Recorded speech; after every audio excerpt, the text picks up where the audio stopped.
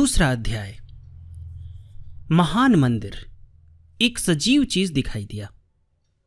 ऊपर छत पर रहते हुए अपने लाभ की दृष्टि से मैं नीचे देख सकता था और उस स्थान की पूरी विस्तृत सीमाओं को देख सकता था। दिन में पहले मेरे शिक्षक लामा मिंग्यार डोंडोप और मैंने एक विशेष उद्देश्य के लिए इस स्थान की यात्रा की थी। अब लामा एक उच्च व्यक्ति के साथ स्वयं को एकांत में रखे हुए थे और घूमने फिरने के लिए स्वतंत्र मैंने शक्तिशाली सहतीरों के मध्य जो छत को टिकाए हुए था, पुजारी जैसे अपने एक इस प्रेक्षण खंभे को ढूंढ लिया था। छत पर चलने के रास्ते पर धीमे धीमे चुपके चुपके चलते हुए मैंने दरवाजे को खोज लिया और दुस्साहस पूर्वक धकेल कर इसे खोल दिया। प्रचंड रोज की किसी जोरदार आवाज ने इस क्रिया का अभिवादन नहीं किया। मैंने अंदर झांका।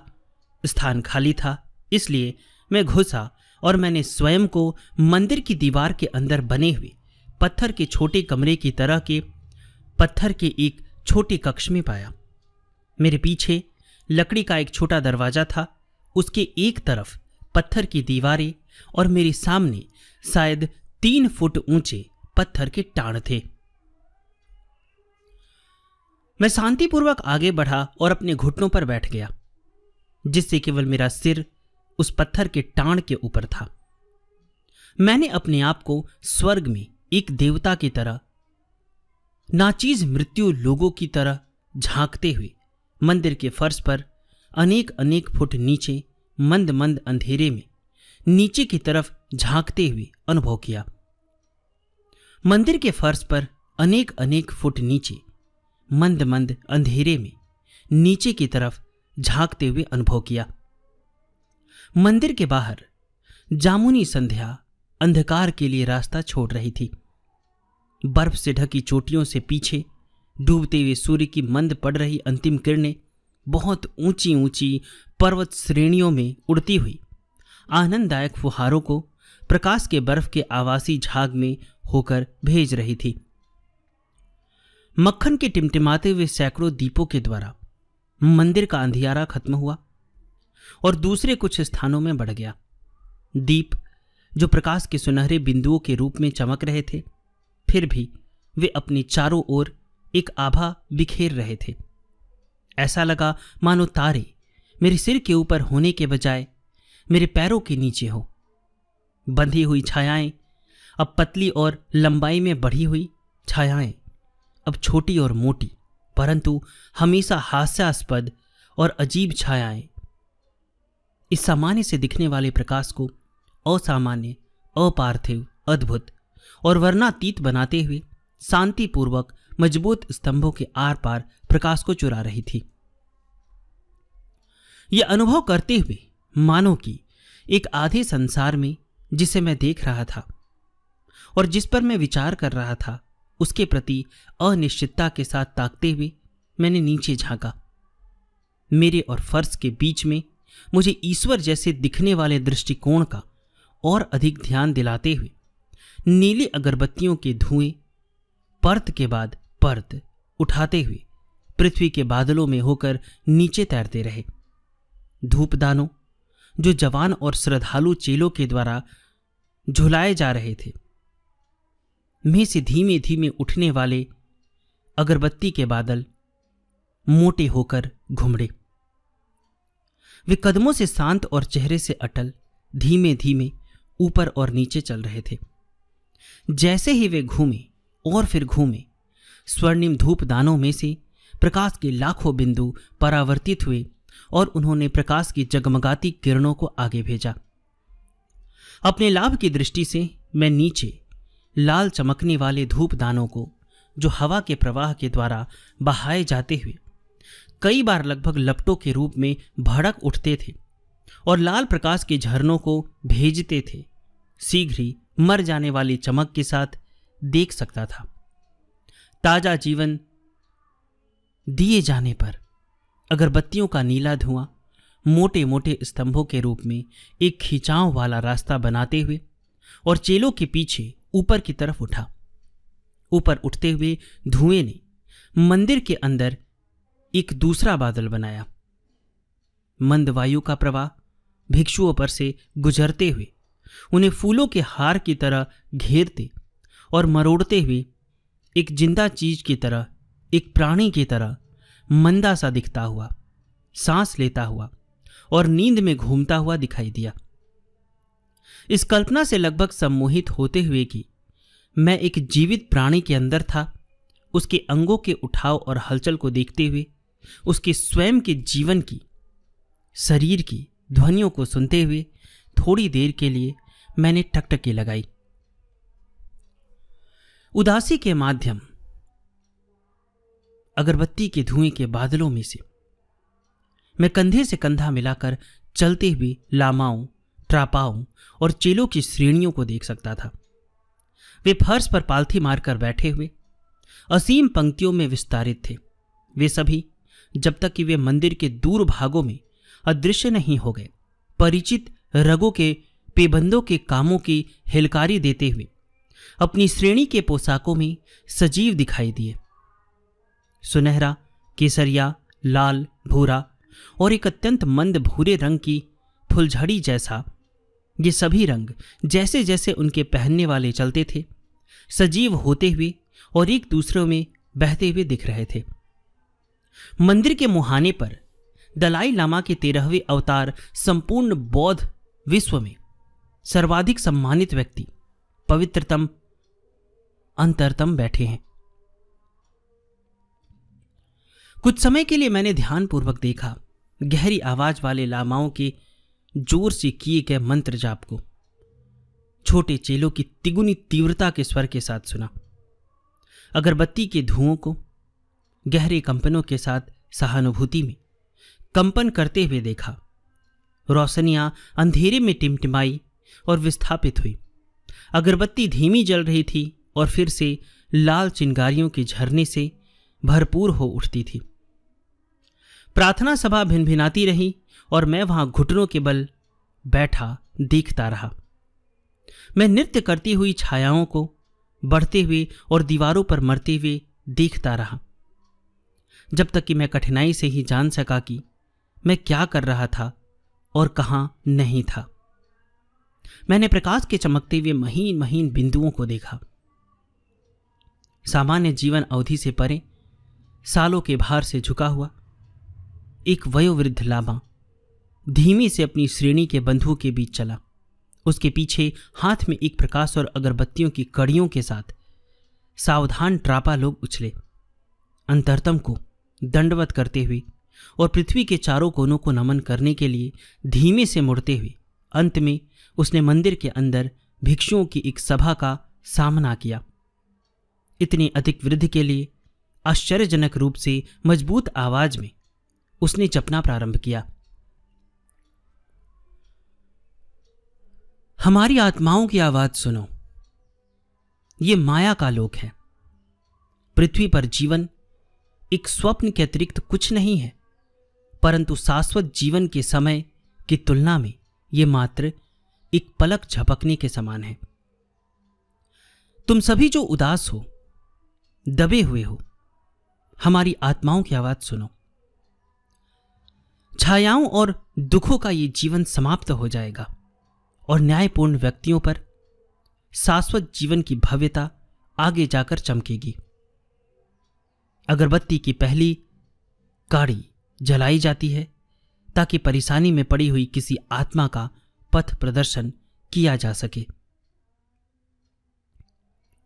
एक ट्रापा आगे बढ़कर खड़ा हुआ और धीमे से मुड़ने से पहले उसने अंतरतम को नमन किया और मुड़ने में पृथ्वी के चारों कोनों को नमन किया। अगरबत्ती की एक काड़ी जलाते हुए वह फिर मुड़ा और उसने उसे चारों कोनों की ओर संकेत किया। मंत्र जाप की गहरी आवाज फिर बढ़ी और उसे छोटे चेलों द्वारा 3 गुना बढ़ाते हुए अनुगमन में समाप्त हो गई। एक स्थूल काय लामा ने अंतरतम की उपस्थिति के कारण कुछ निश्चित गद्यांशों को उनमें उचित स्थानों पर विराम देने के लिए केवल एक अवसर पर चांदी की घंटी को सशक्त रूप से बजाते हुए गाया। शांति में डूबते हुए उसने चोरी चोरी देखा कि क्या उसकी इस क्रिया को उचित अनुमोदन मिल रहा है अथवा नहीं। बूढ़े लामा ने एक बार फिर आगे कदम बढ़ाया और विभिन्न विरामों के साथ अंतरतम के प्रति नमन किया। धर्म और राज्य के प्रमुख की उपस्थिति के कारण अत्यधिक डरा हुआ दूसरा ट्रापा ध्यान आकर्षित किए जाने पर उछला। वृद्ध लामा ने उच्चारित किया, हमारी आत्माओं की आवाज सुनो। ये माया का लोक है। पृथ्वी पर जीवन परीक्षण में है ताकि हमको अपनी मलदोषों को हटाकर शुद्ध किया जा सके और हमेशा ऊपर की तरफ प्रगति की जा सके। तुम सभी जो दुविधा में हो, हमारी आत्माओं की आवाज सुनो। शीघ्र ही पृथ्वी के जीवन की स्मृति समाप्त हो जाएगी और तब पीड़ाओं से मुक्ति और शांति प्राप्त होगी। अगरबत्ती की दूसरी काड़ी जलाई जाती है ताकि दुविधाग्रस्त आत्मा को पथ प्रदर्शन किया जा सके। मेरे नीचे भिक्षुओं के उच्चारण बढ़ते गए और विस्तारित हो गए। दोबारा जैसे कि ट्रापा ने अगरबत्ती की दूसरी काढ़ी जलाई और वह अंतरतम के प्रति नमन करने की प्रक्रिया से होकर गुजरा और अगरबत्ती को बदल बदल कर हर कोने में दिखाया। मंदिर की दीवारें सांस लेती हुई उच्चारण के साथ साथ स्वैराग्य में हिलती हुई दिखाई दी। वयोवृद्ध लामा के आसपास प्रेत आकृतियां जो अभी निकट भूतकाल में बिना किसी तैयारी के इस जीवन से गुजर गई थी और जो अब पथ प्रदर्शन के बिना अकेले घूम रही थी, इकट्ठी हो गई। लहराती हुई छायाएं उछलती हुई और अभिश्राप से ग्रस्त आत्माओं की तरह छटपटाती हुई दिखाई दी। मेरी स्वयं की चेतना, मेरे दृष्टिकोण, मेरी भावनाएं भी दोनों लोकों के बीच झूलती रही। एक में मैं अपने नीचे होने वाली प्रार्थना की प्रगति पर तन्मय होकर ध्यानपूर्वक झांक रहा था और दूसरे में मैंने लोकों के बीच को देखा जहां निकट भूत में गई हुई आत्माएं अजनबीपन के अज्ञात डर से परेशान हो गई थी। जो आत्माएं अकेली थी, चिपकने वाले अंधकार में तर लपेटी हुई अपने भय और अकेलेपन के कारण चीख रही थी। एक दूसरे से अलग अलग अपने विश्वास की कमी के कारण दूसरी सबों से अलग वे इतनी अचल थी जैसे कि कोई याक पहाड़ी दलदल में फंसकर होता है। बीच के लोगों के चिपकने वाले अंधकार में जिससे केवल मंदी नीली रोशनी के द्वारा छुटकारा पाया जा सकता है, वयोवृद्ध लामा ने उन प्रेत आकृतियों के प्रति फिर उच्चारण आमंत्रण किया। हमारी आत्माओं की आवाज सुनो। ये माया का लोक है। जैसे ही मनुष्य महान यथार्थता में मरा कि वह पृथ्वी पर फिर दोबारा जन्म ले सकता है, इसलिए उसको पृथ्वी पर मरना चाहिए ताकि वह बृहत्तर यथार्थता में पृथ्वी पर दोबारा जन्म ले सके। मृत्यु कहीं नहीं है, केवल जन्म है। मृत्यु की पीड़ा जन्म की पीड़ा है। अगरबत्ती की तीसरी काड़ी इसलिए जलाई जाती है कि एक आत्मा जो यातना में है का पथ प्रदर्शन किया जा सके। मेरी चेतना में दूरानुभूति से एक आदेश आया, लोबसांग तुम कहां हो? टेलीपैथी के माध्यम से यह संदेश उनके पास आया था। लोबसांग तुम कहां हो? अब मेरे पास आओ। एक बड़े प्रयास के द्वारा स्वयं को इस लोक में वापस झटका देते हुए मैं अपने सुन्न पड़े पैरों पर लड़खड़ाया और डगमगाता हुआ छोटे दरवाजे से बाहर गया। मैं आ रहा हूं आदरणीय श्रीमान। मैंने अपने शिक्षक के बारे में सोचा। ठंडी रात में पानी आती हुई अपनी आंखों को मलते हुए मंदिर की सुगंधित धूम और उष्मा के बाद मैं टटोल कर चला और अपना रास्ता पृथ्वी के आधार के काफी ऊपर अनुभव किया, जहां मुख्य प्रवेश द्वार के ठीक ऊपर एक कमरे में मेरे शिक्षक मेरी प्रतीक्षा कर रहे थे। जो ही उन्होंने मुझे देखा वे मुस्कुराए।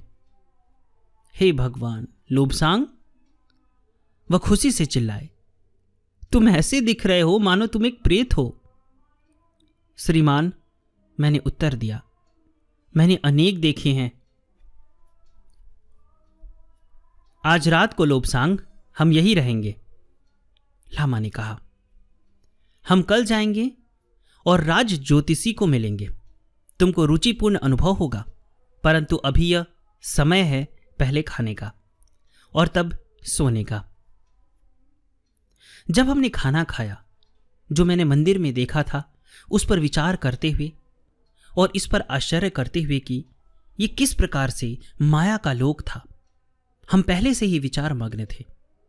शीघ्र ही मैंने अपने अच्छे से भोजन को समाप्त किया और मुझे आवंटित किए गए अपने कमरे में गया। अपनी पोशाक में खुद को लपेटते हुए मैं लेट गया और शीघ्र ही गहरी नींद में सो गया। सपने, नाइटमेयर और अनोखे प्रभावों ने मुझे पूरी रात पीड़ा पहुंचाई। मैंने सपना देखा कि मैं पूरी तरह जगा हुआ उठकर बैठा हुआ था और जैसे कि किसी चीज के बड़े बड़े गोले तूफान में धूल की तरह मुझ पर आए। मैं उठकर बैठा हुआ था, तभी बहुत दूरी से छोटे छोटे धब्बे बड़े और बड़े होते हुए, जब तक कि मैं ये नहीं देख सका कि गोले जैसे वे अब थे सभी रंगों के थे, उभरते रहे। किसी आदमी के सिर के आकार तक बढ़ते हुए वे मेरी तरफ दौड़े और मुझे निशाना बनाया। मेरे सपने में, यदि ये स्वप्न था, मैं अपने सिर को यह देखने के लिए नहीं घुमा सकता था कि वे कहां चले गए। वहां केवल ये अंतहीन गोले थे, न कहीं से आते हुए और मेरे पीछे न कहीं को जाते हुए। इसने मुझे बहुत बड़े आश्चर्य में डाल दिया कि इनमें से कोई भी गोला मुझको टकराया नहीं। वे ठोस दिखाई देते थे, फिर भी मेरे लिए यह कोई पदार्थ नहीं था। ऐसी भयानक उदासी के साथ, जिसने मुझे पूरा जगाकर चौंका दिया, एक आवाज ने मेरे पीछे कहा, जैसे कोई प्रेत किसी मजबूत मंदिर की ठोस दीवार को देखता है, अब तुम भी वैसे ही देख रहे हो। मैं डर से कांप गया। क्या मैं मर चुका था? क्या मैं रात को मर गया था? परंतु मैं मृत्यु के बारे में चिंतित क्यों था? मैं जानता था कि तथाकथित मृत्यु मात्र पुनर्जन्म है। मैं लेट गया और अंत में एक बार फिर सो गया। पूरा लोक हिल रहा था, टूट रहा था और पागलपन के ढंग से उलट पुलट हो रहा था। मैं ये सोचते हुए कि मंदिर मेरे आसपास गिर रहा है, बड़े खतरे के साथ उठ बैठा। रात अंधेरी थी। ऊपर तारों के प्रकाश की मात्र भ्रमपूर्ण छाया के साथ तारों की प्रेतात्मक चमक। अपने ठीक ऊपर टकटकी लगाते हुए भय के कारण मेरे रोंगटे खड़े हो गए। मुझे लकवा मार गया था। मैं अपनी उंगली नहीं हिला सकता था और उससे भी खराब, संसार बड़ा होता जा रहा था। दीवारों के चिकने पत्थर खुरदुरे हो गए और वे नष्ट हो चुके ज्वालामुखियों की छिद्रमय चट्टानें बन गए। पत्थरों के छेद बढ़े और मैंने देखा कि वे सपने के प्राणियों के द्वारा, जो मैं लामा मिंग्यार डोंडूब के अच्छे जर्मन सूक्ष्मदर्शी के द्वारा देख चुका था, आबाद हो गए। संसार बढ़ा और बढ़ा। डरे हुए प्राणी आश्चर्यजनक आकार तक बढ़े, समय के साथ इतने बड़े होते हुए कि मैं उनके रंध्रों को देख सकता था। संसार बढ़ा और बढ़ता गया। इसने मुझे अपने अंदर समाहित कर लिया और मैं छोटा और छोटा होता जा रहा था। मैं इसके प्रति सावधान हुआ कि धूल का एक तूफान घुमड़ता आ रहा था। मेरे पीछे कहीं किसी स्थान से धूल के कण चीख रहे थे, परंतु फिर भी किसी ने मुझे छुआ नहीं। वे शीघ्रता से बढ़े और बड़े बढ़ते गए। उनमें से कुछ इतने बड़े थे जैसे कि आदमी का सिर, दूसरे इतने बड़े थे जैसे कि हिमालय पर्वत, परंतु फिर भी किसी ने मुझे छुआ नहीं। फिर भी वे तब तक इतने बड़े होते गए जब तक कि मेरे आकार संबंधी सभी ज्ञान समाप्त नहीं हो गए, जब तक कि मैंने समय के सभी ज्ञानों को खो नहीं दिया। अपने सपने में मैं तारों के बीच में ठंडा और गतिहीन लेटा हुआ दिखाई दिया, जबकि गैलेक्सी के बाद निहारिका मेरे पीछे गुजरती गई और बहुत दूरी में समाप्त होती गई। मैं कितनी देर तक इस प्रकार बना रहा मैं नहीं कह सकता। ऐसा लगा मानो मैं शाश्वतता की पूरी अवधि भर वहां लेटा रहा। काफी लंबे समय बाद एक पूरी गैलेक्सी, ब्रह्मांडों की एक पूरी श्रृंखला सीधे मेरे ऊपर झूल गई। यह अंत है, मैंने सोचा। जो ही लोगों की बहुलता ने अस्पष्ट रूप से मेरे अंदर टक्कर मारी। लोबसांग, लोबसांग, क्या तुम स्वर्ग के क्षेत्रों को चले गए हो? आवाज बढ़ी और मेरे पत्थर के प्रकोष्ठ की दीवारों से बार बार गूंजती हुई ब्रह्मांड के आसपास के लोगों से टकराती आती हुई बार बार गूंजी। कष्ट के साथ मैंने अपनी आंखें खोली और उनको अपने केंद्र में लाने का प्रयास किया। मेरे ऊपर चमकदार तारों का एक गुच्छा था जो कुछ हद तक परिचित दिखाई दिया। तारे जो लामा मिंग्यार डोंडूब के कृपालु चेहरे के द्वारा विस्थापित किए जाने पर धीमे धीमे गायब हुए। वह मुझे धीमे से झकझोर रहे थे। चमकदार धूप कमरे में प्रवाहित हो रही थी। सूर्य की एक किरण ने धूल के कुछ कणों को प्रकाशित किया और वे इंद्रधनुष के सभी रंगों के साथ चमके। लोबसांग, लोबसांग, सवेरा बहुत आगे बढ़ गया है। मैंने तुम्हें सोने दिया, परंतु अब यह तुम्हारे खाने का समय है और तब हम अपने रास्ते पर चलेंगे।